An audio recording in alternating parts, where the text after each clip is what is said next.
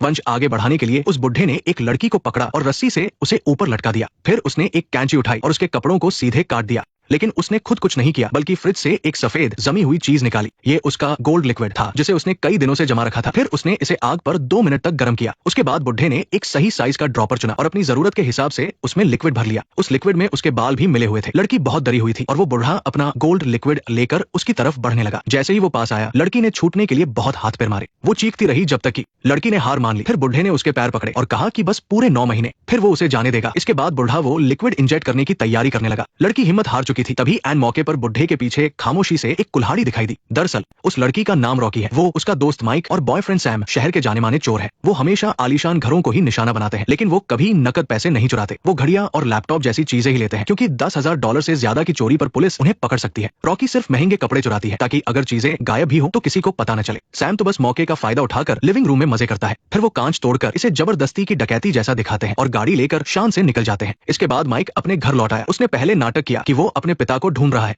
फिर उसने बड़ी सफाई से अपने पिता के ऑफिस का दरवाजा खोला और टेबल लैंप के नीचे छिपाई हुई चाबी निकाल ली। फिर उसने अलमारी खोलकर घर के मालिक की चाबी वापस रख दी। उसने अलमारी लॉक की और चाबी वापस लैंप के नीचे रख दी। वो इतनी आसानी से चोरी इसलिए कर पाता है क्योंकि उसके पिता एक सिक्योरिटी कंपनी चलाते हैं। उधर सैम काला बाजारी करने वालों के पास गया और वो रोलेक्स घड़ी बेचने की कोशिश की, लेकिन उस दलाल ने उसे सिर्फ $2,000 ही दिए। सैम को गुस्सा तो आया, लेकिन उसे मानना पड़ा क्योंकि घड़ी चोरी की थी। फिर उस दलाल ने सैम को एक बड़े शिकार के बारे में बताया। प्रोवेन स्ट्रीट पर एक घर है जहाँ एक रिटायर्ड फौजी अकेला रहता है। कुछ साल पहले उस बुढ़े की बेटी एक अमीर लड़की की गाड़ी के नीचे आकर मर गई थी। इसके बदले उस बुढ़े को हर्जाने में कम से कम $3 लाख मिले थे। और मजे की बात यह है कि उस घर का सिक्योरिटी सिस्टम माइक के पिता की कंपनी का ही है। ये सुनते ही सैम तो खुशी से पागल हो गया, लेकिन माइक ने पीछे हटने का फैसला किया क्योंकि उनका उसूल था कि वो कभी कैश नहीं चुराते। अगर $10,000 से ज्यादा कैश के साथ पकड़े गए तो सीधे 10 साल की जेल होगी और इतनी बड़ी रकम गायब हुई तो FBI भी जांच करेगी, तब उनका बचना नामुमकिन होगा। सैम ने माइक को डरपोक कहा, लेकिन रॉकी ने कहा कि बस ये एक आखिरी चोरी, उसके बाद हमें कभी चोरी नहीं करनी पड़ेगी। माइक फिर भी नहीं माना, लेकिन बिना माइक की चाबी के वो दोनों ये चोरी कर ही नहीं सकते थे। पर रॉकी के पास एक प्लान था। रात को माइक के पास रॉकी का मैसेज आया। उसने लिखा, मैं उसे यहाँ से दूर ले जाना चाहती हूँ, क्या तुम मेरे लिए ये आखिरी काम करोगे? यहाँ उसे का मतलब रॉकी की बेटी से था। वो लोग रॉकी की माँ के साथ एक छोटे से कमरे में रहते थे। उसकी माँ अक्सर अलग अलग आदमियों को घर लाती थी। वो न सिर्फ रॉकी से पैसे छीनती थी बल्कि उसे जलील भी करती थी।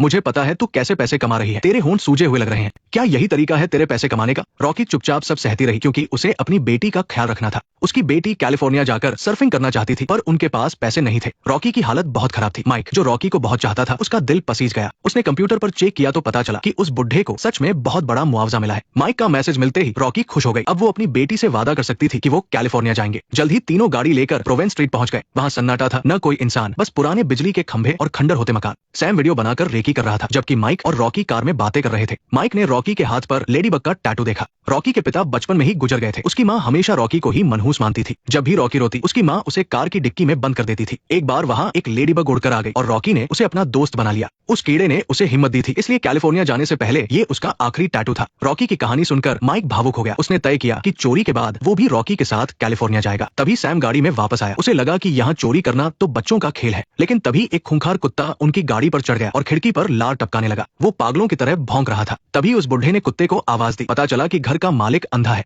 ये तो उनके लिए और भी अच्छा था। सैम ने तय किया कि काम आज रात ही होगा। रात के सन्नाटे में वे बुढ़े के घर पहुंचे। सबसे पहले उस कुत्ते का इंतजाम करना था। सैम ने उसे बेहोशी की दवा मिला खाना खिला दिया, जिससे कुत्ता शांत हो गया। लेकिन माइक की चाबी से दरवाजा नहीं खुला। बुढ़े को किसी पर भरोसा नहीं था, इसलिए उसने कंपनी को स्पेयर चाबी दी नहीं थी। उन्हें दूसरा रास्ता ढूंढना पड़ा। वे दीवार फांदकर अंदर कूदे। कुत्ता सो चुका था। माइक ने रिमोट से सिक्योरिटी सिस्टम बंद कर दिया, लेकिन मुख्य दरवाजा नहीं खुला। सैम ने तहखाने का दरवाजा देखा, वो अंदर से लॉक था। सैम से जबरदस्ती तोड़ने ही वाला था कि माइक ने उसे रोक दिया। रॉकी की नजर दूसरी मंजिल की खिड़की पर थी। उसने अपनी जैकेट उतारी और सैम की मदद से ऊपर चढ़कर खिड़की का कांच तोड़ दिया। कांच टूटते ही अलार्म बजने लगा। रॉकी अंदर घुसी, लेकिन गलती से कांच के टुकड़े पर पैर रख दिया। वो रिमोट लेकर अलार्म बंद करने के लिए पैनल ढूंढने लगी। बड़ी मुश्किल से उसने अलार्म बंद किया और राहत की सांस ली। फिर उसने दरवाजा खोल दिया। उसने दोनों को चुप रहने और जूते उतारने का इशारा किया। वे तलाशी लेने लगे। सैम ने निडर होकर लाइट भी जला दी। वो बुढ़े के कमरे में गया जहाँ टीवी चल रहा था। सैम ने बेहोशी की दवा तैयार की। वो बोतल काटने ही वाला था, तभी उसने देखा कि बुढ़ा जाग रहा है और उसी की तरफ देख रहा है। गनीमत थी कि बुढ़ा सिर्फ टीवी बंद करने उठा था और फिर सो गया। सैम ने बेहोशी वाली गैस टेबल पर रख दी और कमरे से बाहर आ गया।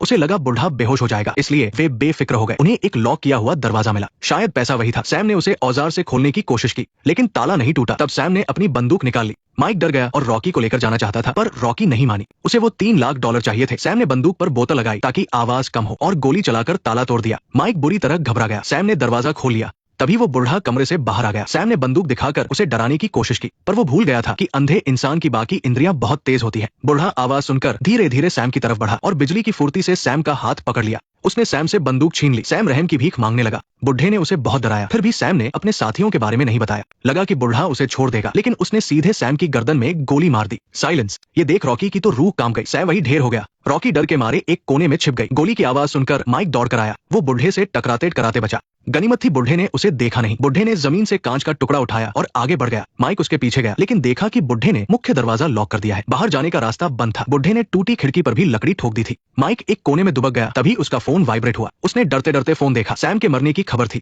माइक के पसीने छूट गए। उसने रॉकी को मैसेज किया। उधर बुढ़ा ठीक वहीं पहुंचा जहां रॉकी छिपी थी। उसने दीवार से एक बोर्ड हटाया जिसके पीछे एक तिजोरी थी। उसने तसल्ली की कि उसका सामान सुरक्षित है और फिर तिजोरी का पासवर्ड बदल दिया। पास में छिपी रॉकी ने वो नया पासवर्ड देख लिया। थोड़ी देर बाद माइक वहां आया और सैम की लाश देखकर लड़खड़ा गया, पर अभी रोने का वक्त नहीं था। रॉकी कोठरी में उसका इंतजार कर रही थी। माइक पुलिस को बुलाना चाहता था, पर रॉकी ने मना कर दिया। रॉकी ने तुरंत वो याद किया हुआ पासवर्ड डाला। तिजोरी खुली तो माइक की आंखें फटी रह गई। वहां 3 लाख नहीं बल्कि लगभग 10 लाख डॉलर थे। दोनों ने पैसे भरे और भागने का प्लान बनाया। उन्हें लगा कि बेसमेंट के रास्ते बाहर निकलना ही एकमात्र उपाय है। वो बेसमेंट की तरफ बढ़े ही थे कि बुढ़ा आ गया। रॉकी अपनी सांसें रोककर खड़ी हो गई। बुढ़े ने सैम की लाश को प्लास्टिक में लपेटा और उसे घसीटकर बाहर ले जाने लगा। तभी माइक का पैर एक चरमराते हुए लकड़ी के तख्ते पर पड़ गया। बुढ़े ने तुरंत लाश छोड़ी और अपनी बंदूक तान दी। बंदूक का निशाना सीधे रॉकी की तरफ था, पर किस्मत से वो वहां से चला गया। लेकिन मुसीबत अभी टली नहीं थी। तभी किसी का फोन बज उठा। वे पत्थर की तरह जमे रहे। बुढ़ा सैम की लाश को घसीटता हुआ ले गया। मौका मिलते ही वे बेसमेंट में घुस गए। सीढ़ियों से नीचे उतरे तो वहां घना अंधेरा था। चारों तरफ सामान बिखरा था। वे जैसे तैसे आगे बढ़े। अचानक उन्हें वहां कैद एक लड़की दिखाई दी। वो घुटनों के बल बैठी गिड़गिड़ा रही थी। माइक उसे छोड़ना चाहता था, पर लड़की ने उन्हें अपनी आजादी के बदले पैसे देने चाहे। रॉकी का दिल पसीज गया। उसने देखा कि लड़की के हाथ में एक अखबार है। पता चला कि बुढ़े की बेटी की मौत की जिम्मेदार वही लड़की थी। उधर ऊपर बुढ़े ने खून साफ कर दिया था, पर उसकी तेज नाक ने जूतों की एक अलग महक पकड़ ली। वो सूंघकर समझ गया कि घर में और भी लोग मौजूद हैं। वो भागकर अपनी तिजोरी के पास गया, लेकिन वो तो खाली पड़ी थी। बुढ़ा गुस्से से पागल हो गया और चीखने लगा, लेकिन जल्द ही उसने खुद को संभाला। उसे याद आया कि बाहर जाने के सारे रास्ते तो उसने बंद कर रखे हैं, तो चोर पक्का बेसमेंट में ही होंगे। माइक और रॉकी को ऊपर से कदमों की आवाज सुनाई दी। गनीमत थी कि उन्हें तिजोरी में बेसमेंट की चाबी मिल गई थी। उन्होंने उस कैद लड़की की हथकड़ियां खोल दी, लेकिन इतने समय से कैद रहने की वजह से वो बेचारी ठीक से खड़ी भी नहीं हो पा रही थी। वे मजबूर होकर उस लड़की को सहारे से बाहर ले जाने लगे, लेकिन तभी बेसमेंट का दरवाजा जाम हो गया। माइक ने जल्दी से चाबी निकाली। वे किस्मत वाले थे कि पहली ही चाबी लग गई, लेकिन जैसे ही उन्होंने दरवाजा धकेला, वो बुढ़ा उनके सामने खड़ा था। उसने माइक पर तान कर एक गोली चला दी, फिर एक और गोली दागी, लेकिन उसे अंदाजा नहीं था कि गोली सीधे उस लड़की के सिर में जा लगेगी। जब बुढ़ा सीढ़ियों से उतर रहा था तो वे दोनों जल्दी से छिप गए। तभी बुढ़े का पैर खून पर पड़ा। पास जाकर देखा तो पता चला कि उसने अपने हाथों से ही उस लड़की को मार दिया है जिसे उसने कैद कर रखा था। वो पूरी तरह टूट गया। उसने कसम खाई कि वो उन दोनों घुसपैठियों से इसका हिसाब जरूर लेगा। हालांकि दुख के बावजूद एक फौजी होने के नाते उसने अपना आपा नहीं खोया। उसने दरवाजा बंद किया और कीलों से उसे जाम कर दिया ताकि वे भाग न सके। माइक और रॉकी भी भागने लगे, लेकिन बुढ़े ने बिजली काट दी, क्योंकि इससे अंधे बुढ़े को कोई फर्क नहीं पड़ता था, पर अंधेरे में उन दोनों को कुछ सूझ नहीं रहा था। रॉकी रैक के सहारे बाहर जाने का रास्ता टटोल रही थी कि गलती से उसका हाथ बुढ़े की पीठ पर लग गया। माइक भी बुढ़े की पकड़ में आ गया। गनीमत थी कि बंदूक की गोलियां खत्म हो चुकी थी। माइक ने जोर लगाकर रैक को बुढ़े पर गिरा दिया और आखिरकार वहां से छूट गया। वे दोनों अंधेरे में टटोलते हुए निकास की सीढ़ियों तक पहुंचे। उन्होंने लोहे की छड़ से दरवाजा बंद कर दिया, लेकिन तभी उन्होंने देखा कि वो खूंखार कुत्ता उन्हें ही घूर रहा है। माइक ने रॉकी से कहा कि वह दरवाजा खोले, वो उसे संभालेगा, लेकिन दरवाजा नहीं खुला और उधर कुत्ते के गुर्राने की आवाज आने लगी। कुत्ता भड़क गया था, इसलिए उन्हें भागना पड़ा। जान बचाने के लिए वे एक कमरे में घुस गए और अलमारी से दरवाजा बंद कर दिया। माइक पुलिस बुलाना चाहता था, लेकिन रॉकी पैसों का मोह नहीं छोड़ पा रही थी। उधर बुढ़ा भी बेसमेंट से बाहर आ गया और उसने नई बंदूक ले ली। उसने 2 गोलियों में ही ताला तोड़ दिया और दरवाजा तोड़ने लगा। माइक ने रॉकी को वेंटिलेशन पाइप से निकलने को कहा और खुद वही रुक गया, लेकिन वह ज्यादा देर टिक नहीं पाया और कुत्ते ने उसे नीचे धक्का दे दिया। बुढ़ा नीचे चेक करने आया, पर उसे माइक नहीं मिला। उधर रॉकी पाइप के मुहाने तक पहुंचने ही वाली थी कि कुत्ता वहां भी उसके पीछे पहुंच गया। शुक्र है रॉकी समय रहते अंदर घुस गई, लेकिन शोर बुढ़े ने सुन लिया था। बुढ़ा जैसे ही आगे बढ़ा, माइक को होश आ गया, पर जैसे ही वो पलटा, बुढ़ा उसके सिर पर सवार था। फिर माइक जोर से जमीन पर गिरा। उसने रिमोट उठाकर अलार्म बजाने की कोशिश की, पर बुढ़े ने उसे मौका नहीं दिया। माइक कोने में दुबक गया और अपनी सांसें रोक ली ताकि कोई आवाज न हो। तभी बुढ़े ने आंखें बंद करके सुनने की कोशिश की। माइक से जरा सी आवाज हुई और बुढ़े ने सुन लिया। अब उसके पास लड़ने के सिवा कोई चारा नहीं था, लेकिन वो उस रिटायर्ड फौजी से कैसे जीत पाता। किस्मत से वॉशिंग मशीन चल पड़ी, जिससे बुढ़ा कंफ्यूज हो गया। माइक ने बंदूक उठानी चाहिए, लेकिन बुढ़े ने मशीन बंद कर दी और माइक को बुरी तरह पीटना शुरू कर दिया। उसने माइक से रिमोट छीन लिया और उसे खत्म करने ही वाला था। वही पाइप के अंदर रॉकी रेंगते हुए आगे बढ़ रही थी। बाहर निकलने का रास्ता दिख ही रहा था। उसने लात मारकर जाली तोड़ी, लेकिन तभी बुढ़े ने रॉकी को पीछे खींच लिया और उसे एक जोरदार लात मारी। फिर उसे बुरी तरह पीटा और रॉकी का गला दबाकर उसे बेहोश कर दिया। जब रॉकी की आंख खुली तो वो रस्सियों से बंधी हुई थी। वो रहम की भीख मांगने रोने लगी। तभी बुढ़े ने बताया कि उसने उस लड़की को इसलिए कैद किया था क्योंकि वह एक वारिस चाहता था, लेकिन इन लोगों की वजह से वो लड़की और बच्चा दोनों मारे गए। अब रॉकी को उस लड़की की जगह लेनी होगी। बुढ़े ने उस लड़की की लाश को बॉक्स में डाला और केमिकल भरकर उसे हमेशा के लिए फर्श के नीचे दफना दिया।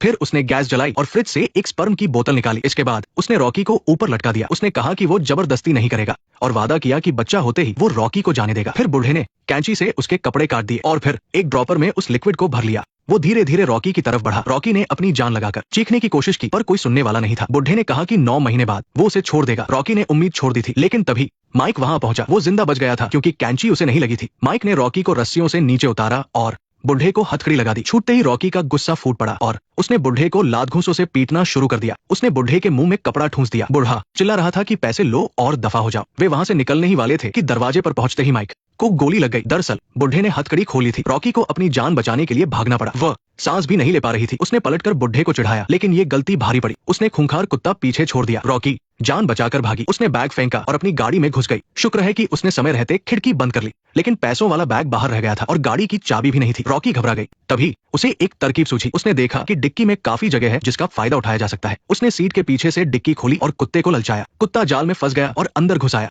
लेकिन कुत्ता बहुत ताकतवर था और सीट के बीच से बाहर आने लगा। रॉकी ने किसी तरह उसे फंसा दिया, वरना वो उसका शिकार बन जाती। रॉकी जल्दी से गाड़ी से उतरी, लेकिन जैसे ही उसे लगा कि वो बच गई, बुढ़ा फिर से उसके पीछे खड़ा था। वो उसे घसीटता हुआ वापस अंदर ले गया। बुढ़े ने दरवाजा बंद किया और उसे सजा देने की तैयारी करने लगा। रॉकी को लगा अब उसका अंत करीब है। पास में पड़ी माइक की लाश देखकर वो बहुत दुखी हुई। तभी उसकी नजर एक लेडीबग कीड़े पर पड़ी जो उसके हाथ पर बैठा था। उसे उम्मीद की किरण दिखाई दी क्योंकि पास ही अलार्म का रिमोट था। उसने झट से बटन दबा दिया। कान फाड़ देने वाले शोर से बुढ़ा पागल हो गया। रॉकी ने ठान लिया कि अब आर पार की लड़ाई होगी। शोर की वजह से बुढ़े को कुछ सुनाई नहीं दे रहा था और वो लाचार हो गया। उसकी गोलियां भी खत्म हो गई। रॉकी ने उसे खत्म करने का सोचा, लेकिन अलार्म बंद हो गया। फिर भी रॉकी ने उसे धक्का दे दिया और वो नीचे गिरकर बेहोश हो गया। रॉकी ने अपना बैग उठाया और वहां से भाग निकली। बाद में पुलिस भी आ गई। एक दिन बाद रॉकी और वो बच्ची एयरपोर्ट पर थे। तभी रॉकी ने न्यूज देखी और हैरान रह गई। बुढ़े ने रॉकी का नाम पुलिस को नहीं बताया, शायद अपनी बदनामी के डर से या उसका जमीर जाग गया था। इसका मतलब था कि अब रॉकी और वो बच्ची सुकून की जिंदगी जी सकते थे। नेक्स्ट पार्ट देखने के लिए वीडियो को लाइक करो।